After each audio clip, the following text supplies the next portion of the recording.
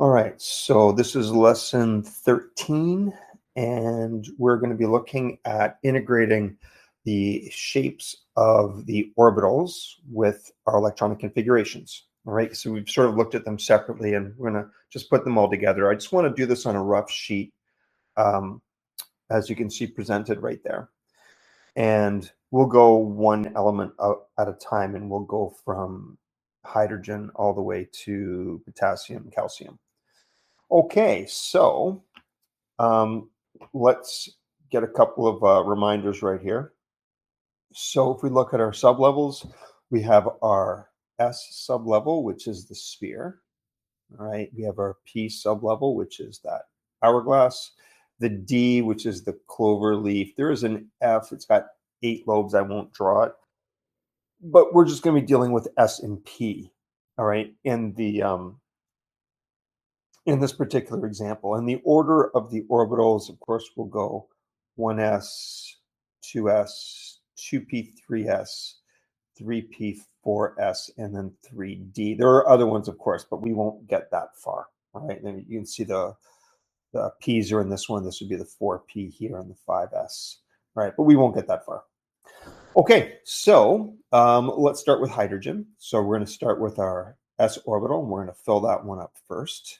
And yeah, let's put just a little reminder right here. So first, second, third energy level.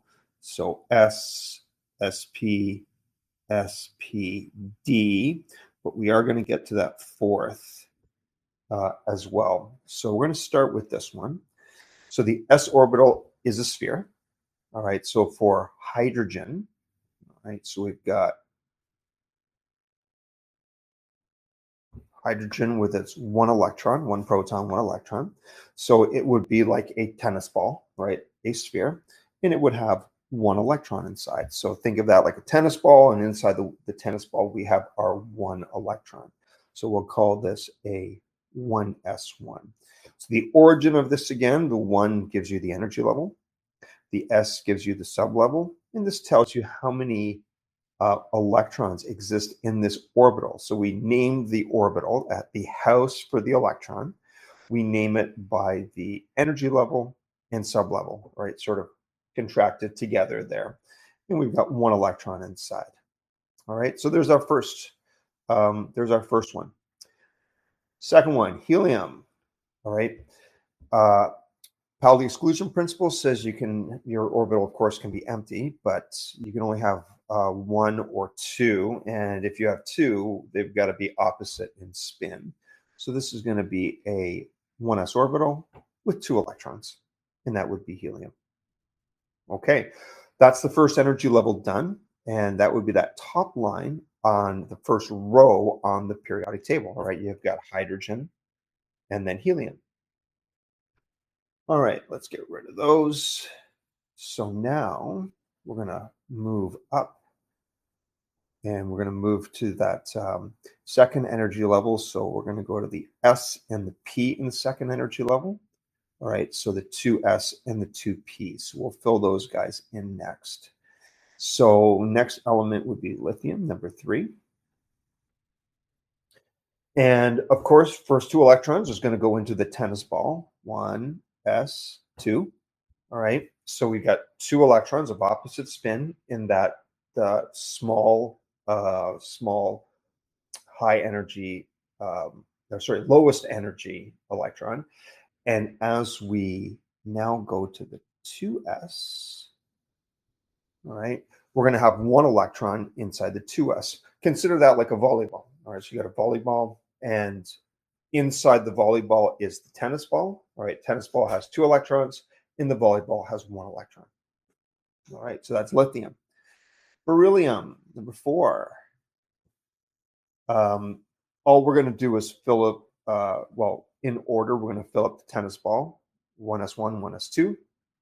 And then we're going to put the second electron into that volleyball.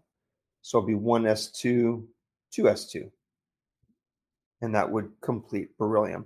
Now, the second energy level is not complete right now because we still have to do the next sublevel. So let's get rid of this. And we'll go to number 5, boron.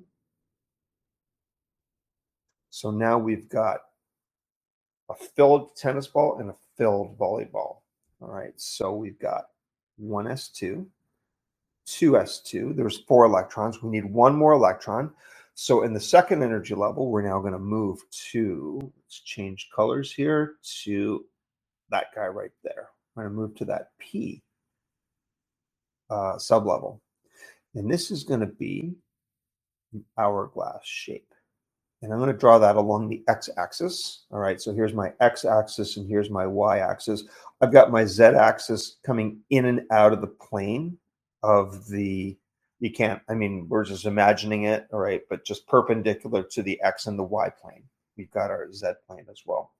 So those are our 5 electrons. 2 electrons inside the tennis ball, 2 electrons inside the volleyball, and 1 electron inside that that dumbbell shape.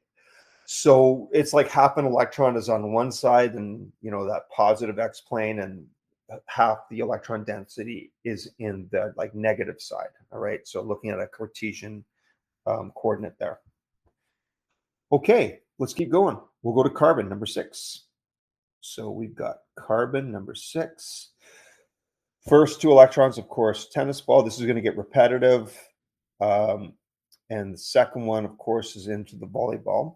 Now, we are now going to put the 5th and 6th electron in. So we've already chosen the x plane first. So then we're going to put the next one into the y plane. They won't double up yet because remember, electrons, they're negatively charged. They will stay as far away from each other as they possibly can.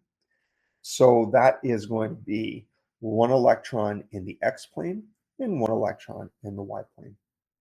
So that's going to be 2p2. All right, 1 in the x, 1 in the y. All right, let's keep going to nitrogen, number 7. And now this requires a little bit of imagination because I'm a horrible artist. So yeah, perpendicular to x and y in and straight up towards you. And the other p orbital will be on the other side of this flat plane. So it's going to be 1s2, tennis ball, 2s2, volleyball, 2p3. All right, and that's going to be 1 electron in the x plane right here, 1 electron in the y plane, and 1 electron in the z plane, straight up and down. Half the electron density below the page, half the electron density above the page. Okay, so there's 3 orientations for this. And we've seen this before. Yeah, so you can see the P has 3 orientations, X, Y, Z. Now we can get a maximum of 6 electrons because we need 2 electrons per orbital. So let's fill those in. So we'll go in order. We're going to double up the X, and then we're going to double up the Y, and then we'll double up the Z. All right, so seems pretty good.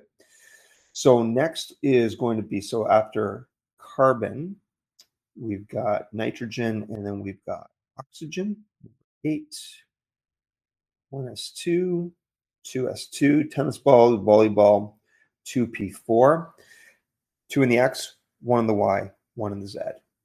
And then we've got fluorine, 1s2, from the ground up, 1s2, tennis ball, 2s2, volleyball, 2p5, 2 in the X, 2 in the Y, 1 in the Z plane.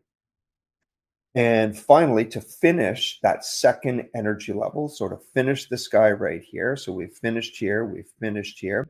Now we're going to finish the P. We've got neon, number 10. Sorry, fluorine was number 9. And this will be 1s2, tennis ball, 2s2, volleyball, 2p6. So we've completed there. Yeah, we've got 2 in the X, 2 in the Y, and 2 in the Z. All right, let's get rid of this. All right, let's continue. And I'm going to change colors right here on the diagram just because this is going to start to get bigger and messier. So now we've completed the second energy level. We're going to move to the third energy level, and we're going to do S and then P. All right. And then eventually we'll get to D, but we're going to hit a hiccup before we get there. So now, going with the sports analogy, we'll continue with that one. So there is my spherical 3S. All right. So this is going to be sodium, number 11, 2 in the tennis ball, 2 in the volleyball, 2P6. Actually, I should color code this. Sorry. Yeah, let's keep this one blue. 1s2, 2s2, 2p6. All right. And now we'll go to 3s1. And that is going to be sodium's 11 electrons. So you're going to add this up here, 2 here, 2 here, and 6 makes 10. And this makes 11, right? The 3s1. And magnesium will be identical. We're just going to put 2 electrons in the S. So magnesium will be 1s2, tennis ball, 2s2, volleyball, 2p6. So X, Y, Z all completed. And then we're going to put 2 electrons in the 3s. All right, 3s is complete. And now we're going to move to the P. So we're going to go now to aluminum. So aluminum number 13, 1s2, tennis ball, 2s2, volleyball, 2p6. All those 3 dumbbells are all going to be completed. And then we're going to fill in. Let's get some nice colors there. So then we're going to get 3s2. Now we're going to start with the P, and the P is going to overlap the 3P is going to overlap the 2P just the way that the volleyball overlapped the tennis ball and the way that the basketball overlapped the volleyball. All right, so we're going to get the same thing again. So I'm going to rely on my drawing here. So here's my 3P1. And remember, this is 3-dimensional. I'm drawing it flat, but it's 3-dimensional. All right, so that 3, I should have made this a little bit bigger here, but that's okay. All right, there we go. So there is aluminum. So now let's get to, we're going to go to the Y plane now. So let's go to silicon. Let's go here. So we've got silicon number 14, 1s2, 2s2, 2p6.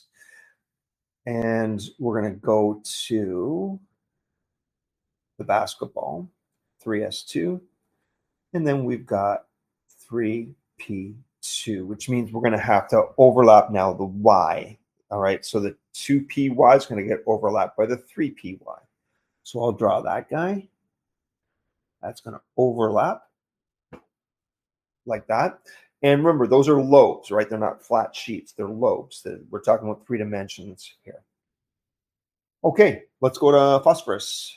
So phosphorus, 15. From the ground up, we got 1s2 tennis ball, 2s2 volleyball, 2p6, the XYZ. And now we're going to go green, 3s2, 3p3. So now I'm not going to draw this one, of course, just because this imaginary 2pz, because I can't draw it in 3D, is now going to get overlapped by the 3p, right? 3p overlaps.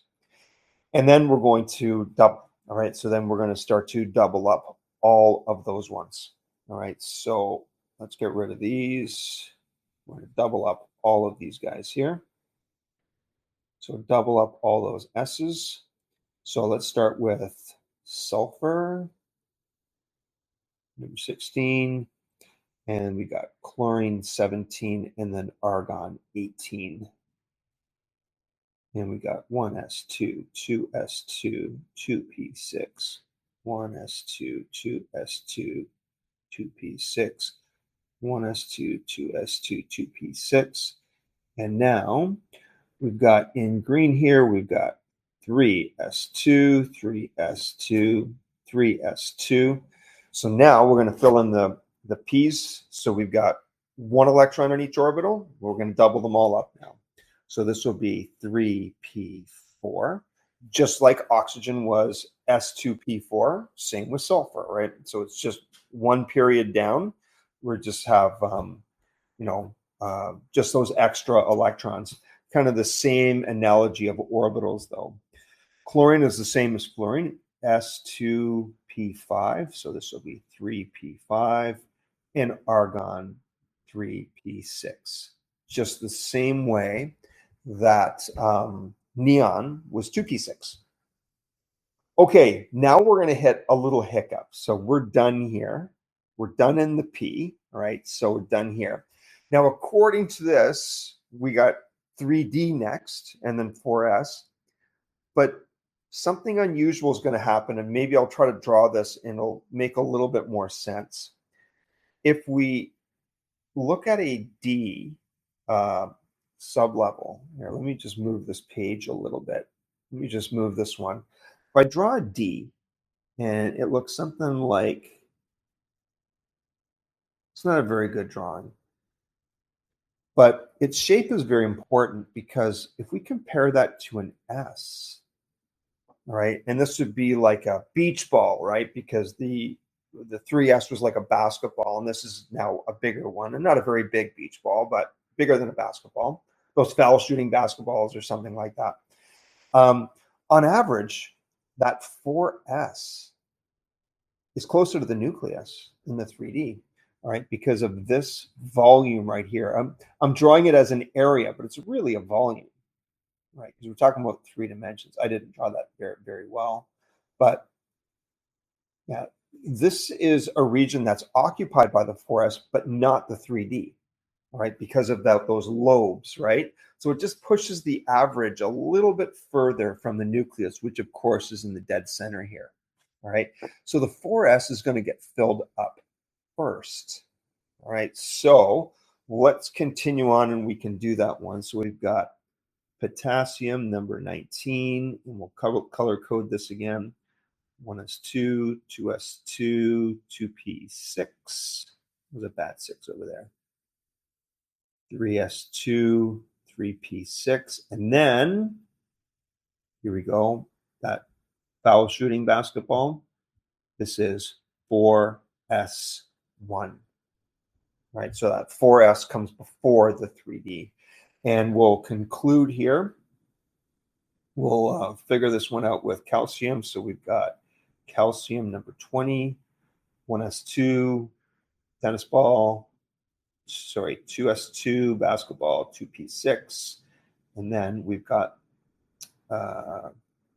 we filled the volleyball, XYZ of the dumbbells, the basketball, XYZ of the bigger dumbbells. We went from like the 5-pound weight to the 10-pound weight or something like that. And then we've got the beach ball. We now have 2 electrons in that one. All right, so hopefully the repetition helped. All right, I know it was a little bit boring just because we keep doing the same thing over, but we sort of built from hydrogen all the way to calcium. We want to look at the shapes, all right? We only looked at the S and the P's, right? And we sort of looked at the D's because the D's are coming next, right? So after calcium, and we start with strontium, number 21, we're going to start with those 3 D's, all right? So that 3D row. But that's a good place to stop. So hopefully that makes a little bit more sense between the electronic configurations and the shapes of the orbitals.